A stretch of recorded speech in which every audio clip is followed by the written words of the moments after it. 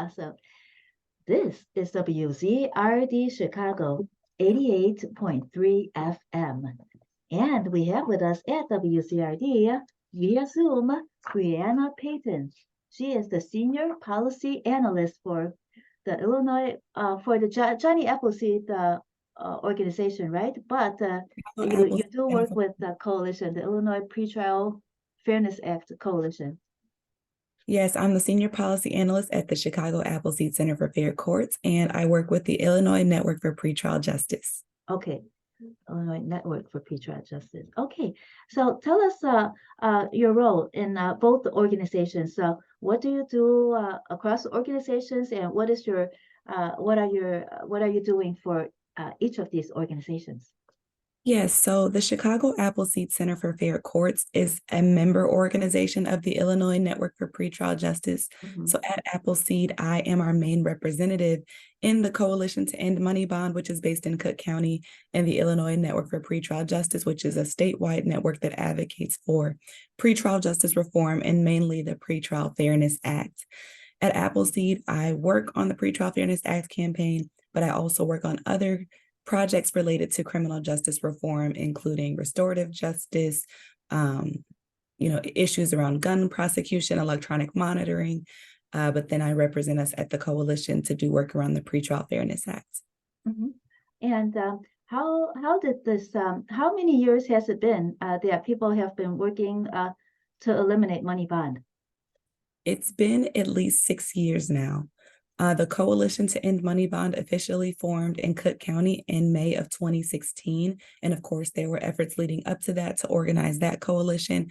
And that started with local organizations in and around Chicago who were seeing the harmful effects of unaffordable money bonds and pretrial incarceration on people who were legally assumed innocent, but who were being treated as though they were guilty before any type of conviction or conclusion to their case. That work then spread across the state after people that were doing the organizing in Cook County connected with people in all other counties, in many other counties in Illinois, where people were facing the same injustice. And so after there was initial success getting some bond reform launched at the county level in Cook County in 2017, in 2019, the efforts officially expanded statewide with the creation of the Illinois Network for Pretrial Justice, which began to fervently advocate for the passage of a statewide legislation to expand and the reach of some of the change that they initially got in Cook County. Because then tell us a little bit about this. Let's say there are people that are suspected of dangerous crimes. What would be different if, like before there was a bond, and afterwards when there is no bond required? What is the difference between the two if it comes to a case where somebody is presumed the perpetrator of a very serious crime? So the difference is that under the money bond system, all cases, whether serious or non-serious, were handled in bond court hearings that often lasted only just a few minutes. In Cook County, the average used to be 30 seconds and has only increased to 2 to 3 minutes. So decisions would be made very hastily, and they would be based around money a lot of the time. So the judge would have the option to deny someone bond, which means keep them in jail without the possibility of release, regardless of money. They could also release someone without bond, without requiring money, or they could tell someone you can be released if you pay this certain amount of money. It's the most uncertain and arbitrary option that there is, because you're basically taking a gamble and saying, well, if this person accused of this crime has the money, they can get out. If they don't have the money, they must stay in jail.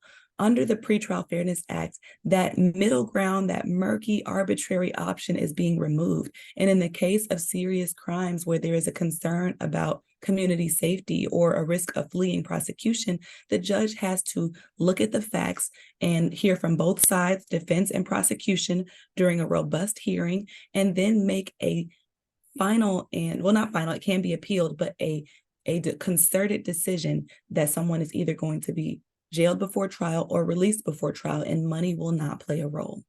Mm-hmm. So before, if they have to pay a bond, if they were to be released before trial, they would have to pay a bond, right? But if after September 18th, then they don't have to pay a bond. Well, before the implementation date, the judge had different options. They could require someone to pay a bond. They could also release someone without requiring them to pay a bond. So that those options were always there. And some people were already being released without having to pay money. And some people were being released with paying money. And some people were being kept in jail because they couldn't afford to pay the money. So after the implementation date, they will either just be released or jailed. And it will not be based on money, because money was creating unequal outcomes based on how much access to wealth someone had, which is, fundamentally unfair. Mhm. And when cases came before the judge, how much background is the judge able to study for each case? How many cases does he have on the docket daily? You said that some of them just last 30 seconds. Let's say he works a 4-hour shift before taking a break. Does that mean that it just keeps on going and going nonstop? So just to clarify, hearings used to last around 30 seconds in Cook County. They have improved to last around 2 to 3 minutes now, but it's still, woefully inadequate for the seriousness of the decision. To your question, though, the number of cases that judges are seeing in bond court really varies from county to county. Cook County is one of the largest unified court systems in the country, so they're going to see a lot more. Some other smaller counties might see a lot less, and so it's not something that can be spoken of in a generalizable way. But there are, a significant number of cases that are running through bond court at any given time. Last month, or maybe the month before, I court watched in Cook County and maybe sat in bond court for about an hour. And I think I saw at least 10 cases during that time frame. And so that would be an average of about 6 minutes per case. And I mean, I'm sure the judges get breaks, but there is evidence that shows that, sometimes you get worse outcomes in cases before a judge if they haven't had a break in a while, or if they're hungry, or if it's time for lunch. And so it's all the more important that these cases are given, considerable amount of consideration, and that they're not being made in split seconds that can be affected by the mood of the judge or something of that nature. So do you know how did they decide on whether a suspect or a detainee has to pay bond or not? You said that it's arbitrary. What do you mean by arbitrary? By arbitrary, I mean it is up to the judge. A judge listens to the prosecutor say, the police or the prosecution's account of what happened. They listen to the request of the defense attorney as well for perhaps a reasonable bond or release without bond. And they just make the decision. But it's often not, it does not require, a money bond doesn't require the same amount of justification or reasoning from a judge as jailing someone without bond. When a judge jails someone without bond, there are legal requirements where the judge has to explain the facts and the reasoning behind their decision. But a money bond is not a decision it's not officially a decision to jail someone. It is technically a decision to release someone as long as they can pay a certain amount of money. So it doesn't require as much justification. So when I say it's arbitrary, I mean, it's a decision that's made quickly. It doesn't require that every case is given robust reasoning for the decision. When certain people that are accused of really serious crimes, then sometimes they're assigned maybe a couple of $100,000 or maybe $1 million bond, and usually those are the most serious cases. In those cases, do they also have to give a legal justification for implementing making a decision about having such a high bond?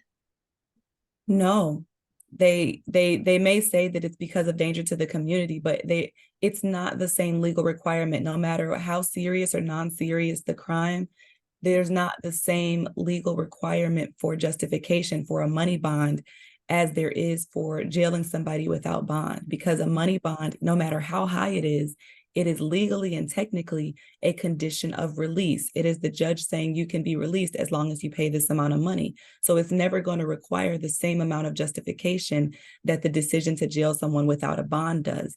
That's why we want to remove the money option and just require the judges to make a firm and sound decision that they stand behind with legal and rational justifications. Mm-hmm. And what are those legal justifications? Could you run through them? Yes, there are three standards that must be met for someone to be jailed pretrial under the Pretrial Fairness Act.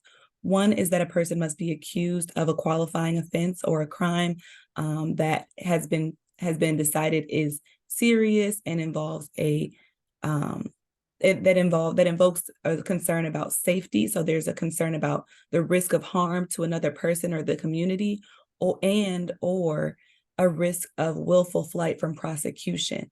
And so once someone is charged with a serious charge that has been deemed as a concern that would possibly result in pretrial incarceration, then a risk of harm to another person in the community and risk of fleeing prosecution are both assessed and to determine whether someone should be jailed pretrial. And the judge must not only find that those risks exist, but they must find that they exist and that there's nothing else but jail that can actually mitigate those risks, because sometimes there may be some risk involved, but it can be mitigated with something less extreme than jail. Under the Constitution, jail before trial should be the very last resort. It should be not the rule. It should be a carefully limited exception, because everyone who is pre-trial has not been convicted of a crime. So people should only be put in jail before trial in the least amount of cases where it's deemed absolutely necessary. Mm-hmm. And what is the third qualification? You said that there were three qualifications. So they must be accused of a qualifying crime, and then a second is a concern about risk to another person or the community, as well as or a risk of willful flight from prosecution or fleeing prosecution. And the third standard is that there is no other solution to mitigate those risks other than pretrial incarceration. Okay. So when there's the Safety Act. So it's the Pretrial Fairness Act. That is the Safety Act, right? It is a large portion of the Safety Act. The Safety Act is over 700 pages long. The Pretrial Fairness Act is almost 400 pages long. So it's a large portion of the Safety Act, but it is not the entire Safety Act. The entire Safety Act also includes police reforms and other reforms related to criminal justice. So when the Illinois Supreme Court was ruling on the Safety Act, so in effect, when it was actually ruling on the Pretrial Fairness Act? Yes, it was ruling specifically on the pretrial fairness portions of the Safety Act, which are otherwise referred to as the Pretrial Fairness Act. What part of the Safety Act, if you could speak generally of it, is not covered by the Pretrial Fairness Act? The police reforms. Okay. So let's talk about the implementation date. So that is set in stone. Is there still a possibility that there are some some entities that will try to block it? I'm sure that there are some people that do not want to implement the Pretrial Fairness Act at the time that it has been declared to be implemented, but our understanding is that that date is now final. Mm-hmm. And as for the bonds that they set, so when do those bonds only take only money changes hands only if the detainee actually post bond and then post bond, and then does that where does all that money go? Do you know? Can you repeat the question, please? Let's say a detainee before the before when there was bond and they posted bond. Do you know where that money actually goes, and who oversees all that bond money? Let's say there are people posted and then they appear in court, right? And then that money is returned to them. how is that bond fund used? Is there anybody that is actually in the government using that money while it is sitting there and before the defendant appears at trial? Yes, so you're right. The person is supposed to receive the money back at the conclusion of their case, as long as they attended their court dates and complied with the requirements of the case. It is typically held and processed by the clerk's office, the county clerk's office, and generally is used there are fines that are assessed by the courts sometimes that are taken out of people's money bonds. And so while it is expected that somebody should get their money back at the end of the case, in reality, in the last 5 years or so, only about 20% of the money that was taken from communities for bonds was actually returned to them. And so a lot of that money is being eaten up by court fees, sometimes restitution, legal fees, and taken out of the money before people can even get it back. And so many families are devastated when they find out that the money that they pulled together to post for bond and expected to receive back in full doesn't come back at all, or comes back in a much smaller amount than they anticipated. What kind of fines and fees? Court fees. So you say that a person accused of a crime actually has to pay to have his day in court. He has to pay like a judge to actually hear his case. I know that he would probably have to either have a public defender, or he has to pay for a lawyer. He or she has to pay for a lawyer. But it's what not kind that of the fees? person is paying the judge directly to hear their case, but the court assesses just different types of fees at different points during the process that I'm not able to name off the top of my head. It could be, fees to file certain paperwork. It could be fees, just different processing fees. Even when you go to pay the money bond, the court just assesses different types of fees. And then you also have fines and restitution that might be required in the case of some sort of a crime. And so the combination of those things sometimes leaves families without getting most or any of their money back. What about those people that are accused of crimes that are released on their own recognizance, and then when they go to court, do they also have to pay all these fees and fines? And what if they can't pay? And then what happens to them? They don't have that bond fund. They don't have that bond money that they put in to pay those Right. fines and fees. Yeah. So right, when someone is released on their own recognizance, they do not have to pay a bond. They still may be assessed different fines and fees. And so they may just be required to pay that out of their own pocket. And what if they can't? Are they still allowed to get a trial? Are they still allowed to have their day in court? Their court date will not be held up because of the fees. They may just end up in debt to the court because of it. Mm-hmm. And does that happen often? I'm not sure how often that happens. Okay. Yeah, because that's a very interesting information that you've given us. What about you said that Cook County is a unified court system. What do you mean by unified? I mean that some counties might have different court systems operating within their, maybe in other states, they might have different court systems operating within their counties, but Cook County, despite it having, multiple different cities in it, has one unified court system. There are multiple different courthouses, but it's a unified system.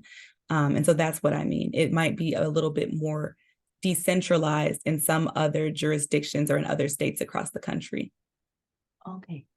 So is that a good thing or a bad thing for people accused of crimes? Is it easier for them to get through the court system, or is it how does a unified court system affect people that must appear in court? Well, I've only primarily worked in the unified court system that is Cook County. And so it's a little bit hard for me to compare what it's like to be in a non-unified court system. It's hard for me to compare. That's okay. I don't imagine that a non-unified system should have incredibly large impacts on court cases, but I really can't say for sure. And as we were discussing those fees, are those fees onerous? Because there are many people that could barely make ends meet, and then they would have to pay like just like do you have any idea about what these fees look like and fines? I don't know the exact amounts, but I can guarantee you they are onerous because I have personally heard from a woman who has sat in jail for months over a $100 money bond. So if $100 money bond is enough to cause people to be in financial strain and even sit in jail against their will, then surely no matter what the amount is of the court fees, they are onerous on low income and poor communities. You know, a lot of the people that are railing against the Safety Act, they say that it's going to affect public safety, and then more criminals are going to be released because they don't have to pay a money bond. How, what you're telling us is that if they were that dangerous, they wouldn't be released anyway, even when there was bond. Is that true? What I'm saying is that under the current system, we are not actually being kept safe. The current system does release people pre-trial, but that's not the problem. People should be released pre-trial when there is no evidence of risk of harm to another person. The problem is, how are we making that decision? Right now, that decision is being made based on money, which is one of the most insecure and chance-taking ways you can make the decision, because it's a toss-up whether they have the money or they don't, whether they can get the money or they can't. So the judge doesn't even know what's going to happen when they set that money bond. They don't even know if the person's going to be in jail or out of jail 2 to 3 days or 2 to 3 weeks later. What we're trying to do is get a system that we can actually trust a bit more to make a serious and trustworthy decision where we know what the outcome is, where risk of harm to another person is assessed, risk of flight is assessed, and a decision is made on reasonable grounds, not on the facts of the case, not on the grounds of money. We will only be safer under a system like that. Yes, those three legal requirements for justification. Do you know if the judges are being trained to fulfill those requirements? Or, of course, they are judges. Of course, they're very intelligent, but they haven't done this before. So, what is do you have any feedback from judges? And you are a policy analyst. What kind of information do you pull together to make when you analyze policy? So I'll answer your first question. Okay. There are multiple different efforts happening at the county level and across the state to prepare for the implementation of the Pretrial Fairness Act. I know in Cook County specifically, we have had working groups that have been meeting for over 1.5 years at this point, putting together the forms, and we have representatives from the chief judge's office, the prosecutor's office, the public defender's office, advocates in the community like myself, working together to make sure we have the forms, the processes, the courtrooms open, the hours of operation that are needed to go into effect. And we are planning to make sure that that information is disseminated to other counties who may need support with implementation. Additionally, the Administrative Office of the Illinois Courts has been handing down guidance for counties across the state to implement the Pretrial Fairness Act, including flow charts and guidelines and different webinars and in-person seminars to make sure that the people across the state and the different court actors have the training they need to implement this monumental law. Now, it is still the case that by and large, each county has to do their own work to prepare for implementation, and some counties have been so staunchly opposed to this law that they have resisted taking the time that's been made available to prepare for the implementation of the law. It was passed in 2021 and was meant to be implemented in 2023 to give time for this type of preparation, but some counties have avoided doing it. And so now they are probably having to scramble a bit now to prepare to implement it, but hopefully they will be ready because the law is required to be implemented in September. And my second question about the what you pull from to make your when you analyze policy. Well, it's a wider range of information and resources. I mean, with the Pretrial Fairness Act, for example, our coalitions and our policy experts and lawyers in our coalition consulted the law, case law, the Constitution to make sure that the law that we were working on advocating for was sound. We consulted with people across the country who have actually implemented similar reforms, such as people in New Jersey who have all but eliminated money bond from their system. They hardly use it at all now, and their jail populations have dropped by almost half without having a negative impact on public safety. So we've studied other jurisdictions that have done this same thing. We've studied many different issues surrounding pretrial incarceration. We have looked at the academic research to understand what is the effect of pretrial incarceration on our community? What types of problems does it cause for people? We also talk with people who are directly impacted, because that's a really important source of information. It's not just the numbers, but the stories and the real lived experiences of people who have been impacted by these harms. And so we consult many different resources when analyzing and advocating for policies like this one. Mhm. So what you said was that in New Jersey, they implemented something almost exactly like what we will have over here, and crime did not go up. Exactly. Did crime go down? I think that it either was steady or it had a significant a small decrease. And I know that their rates of appearance in court were also not negatively impacted by the law as well. Mm-hmm. And yes, and then what about when people when let's say the detainees appear before the judge, because the judge has to fulfill those legal requirements for justification, does that mean that the judge will have more time to actually study the facts of every case, so that it's not a hasty and oftentimes inaccurate decision that was made in the past? Exactly. We expect the pretrial decision hearings to take longer under the Pretrial Fairness Act. They should go from maybe being 2 to 3 minutes to being at least about 20 minutes or something of that nature. Obviously, the exact way that it plays out in every courtroom will be different, but the requirements absolutely necessitate that the hearings will be longer under the new law. Mm-hmm. So could you talk a little bit about all the different organizations that are part of the coalition, and what every of the organizations brought to the table to help bring this to fruition?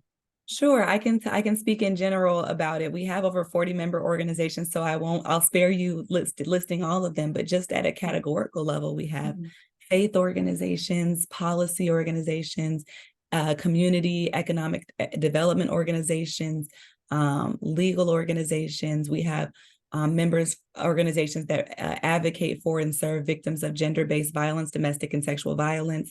We have organizations that serve people with disabilities. We have organizations that it really runs the gamut, faith-based organizations.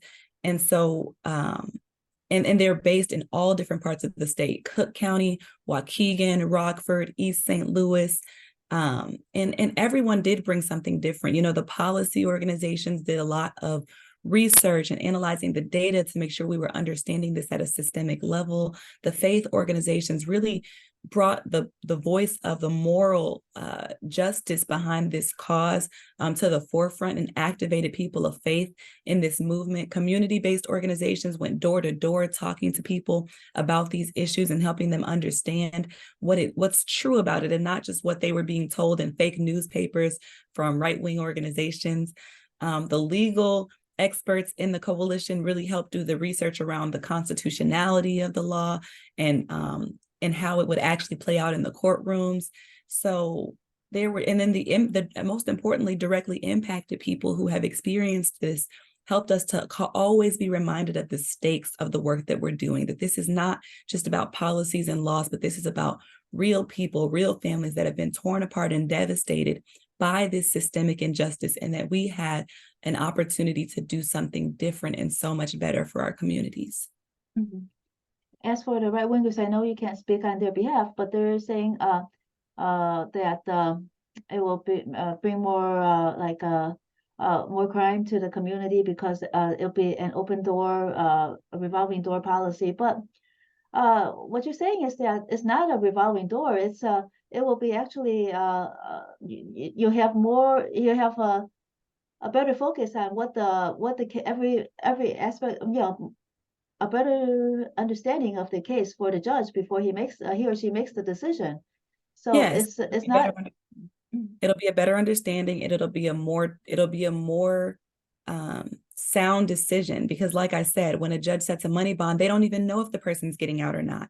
A judge could set $1 million money bond and think someone's not getting out, like they did in the case of Kyle Rittenhouse, who shot and killed 2 people at the protests in Kenosha, Wisconsin. But then people rallied together and raised the money to pay the $1 million bond, and he was released. And so judges set really high money bonds and assume someone won't get out, but they do.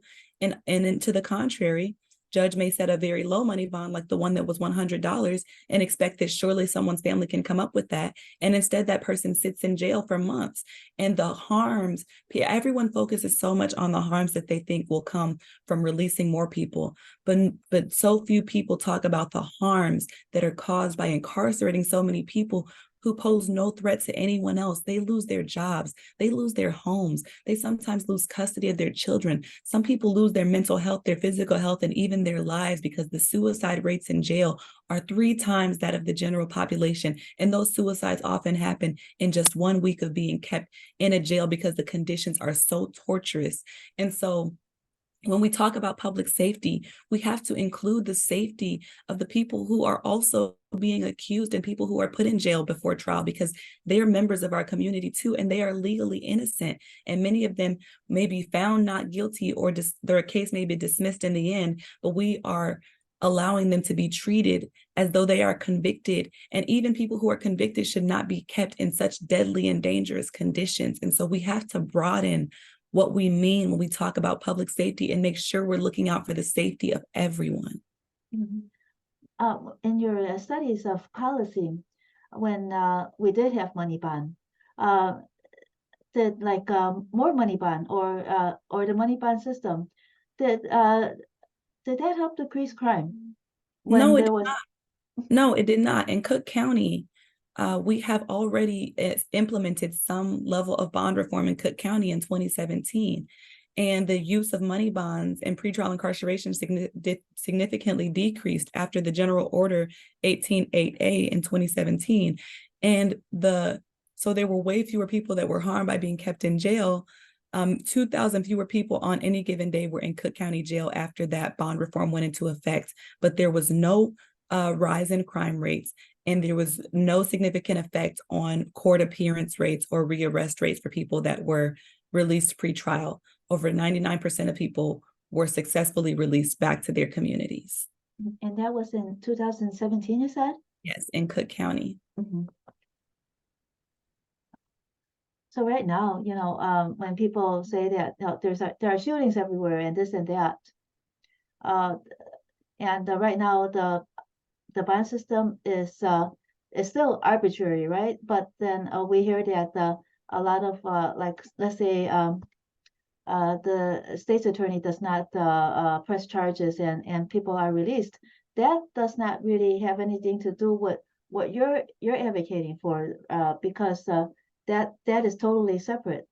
If the state's attorney were to press charges, then it would be then it would go to the judge, right? Exactly. Yeah, those are 2 totally different decision processes. We're not affecting whether or not a state's attorney can press charges. They can still press whatever charges they want. What our policy affects is that if those charges are brought, a person has a right to a fair hearing about whether they will be released or not before trial. Yeah, I was just trying to help disambiguate the two, because I know that a lot of people are complaining about the state's attorney not pressing charges against some people, and then those people go out and commit more crimes. That is totally different from what you are talking about here. It's completely different. Because if the state's attorney were to press charges, or if those people were to press charges, then it would go into what you're talking about. Then it's up to the judge to So what about now? It's pre-September 18th implementation. Is there any partial implementation now? There have been some elements of the Pretrial Fairness Act that have already gone into effect. For example, the data collection portions of the Pretrial Fairness Act, I believe, went into effect last year. So there is already, or wait, maybe it's not the requirement to establish a data oversight board went into effect as of last year. So that's already been happening. And then, for example, there have been some reforms to electronic monitoring that have went into effect as of January 2022. So some of these reforms are already going into effect, but the lion's share of the Pretrial Fairness Act will be going into effect on September 18th. And that data oversight board, what kind of data are they overseeing? They're overseeing, they're supposed to be collecting data from across the state about, how many people are being jailed pre-trial, what are the conditions, what are the demographics of the people that are being jailed pre-trial, so that when we can take a look at that data and understand, is the law being implemented? Is it being implemented correctly? And who is being affected by it? So what you're saying is that they're collecting data about what it is now, so that after the implementation date, then they could compare what it was before the Pretrial Fairness Act went into effect versus afterwards. There is some data collection that's happening at an academic level. I know that Loyola University is trying to do some comparisons of before the Pretrial Fairness Act and after the Pretrial Fairness Act. The Data Oversight Board, I'm not sure if they've been able to collect all of the data from before the act. Their main focus is making sure that they're able to get the data for after the Pretrial Fairness Act goes into effect. Okay, so they're just preparing how to collect the data after it goes into effect. That's their main focus. Okay. Yeah. And again, what will that data be used for? It will be used for us to understand how the new system is working, and that so we can make sure that it's being implemented properly. Okay. Is there any meeting afterwards, like plan to study how implementation went? Oh, absolutely. There will be plenty of meetings. Okay. We have implementation working groups that are meeting at the county level in Cook County. There are groups also meeting, I'm sure, in other counties. The Administrative Office of the Illinois Court has different implementation working groups that have been meeting, but I'm not sure if they have yet resumed meeting, but they do have an implementation task force or committee that I'm sure will continue to meet as the Pretrial Fairness Act goes on. Trust me, there will be many meetings in different rooms across the state, from the public defender's office, the prosecutor's offices. All court actors and stakeholders will have to concern themselves with the effective implementation of the Pretrial Fairness Act. And have you spoken with prosecutors? What is their decision? What is their position on the Pretrial Fairness Act? So two prosecutors in Illinois who represent, I believe, about 40% of the state are in favor of the Pretrial Fairness Act. That would be Kim Fox, the state's attorney in Cook County, and Eric Reinhart out of Lake County. The other prosecutors in other parts of the state filed a lawsuit to challenge the Pretrial Fairness Act. So they were in opposition to it. But some of those attorneys were a part of the negotiations that brought about some changes to the law at the end of last year, and they came to an agreement about the changes that were put in place towards the end of last year. So there still has been collaboration and communication, even with the people who have been challenging and opposing the Pretrial Fairness Act. Are you able to tell us what changes were made because of that work? There were a number of changes that were made. I think some of the changes were clarifications about how the transition would work once the Pretrial Fairness Act took effect, clarifying what would happen to people that were, already in jail on a money bond that they couldn't afford, clarifying things of that nature. Also, making some modifications to what charges are considered serious enough to be eligible for pretrial incarceration. And there were some other changes as well. There were some changes to the language to clarify some of the reforms to electronic monitoring that went into effect in January. So there were a number of changes, and that information is on the Illinois General Assembly's website. Uh-huh. And the first one, you said clarification on the on what again? There was the question I can't read my writing here. The transition. The transition, right? Yeah. Yes. So were there what kind of clarification?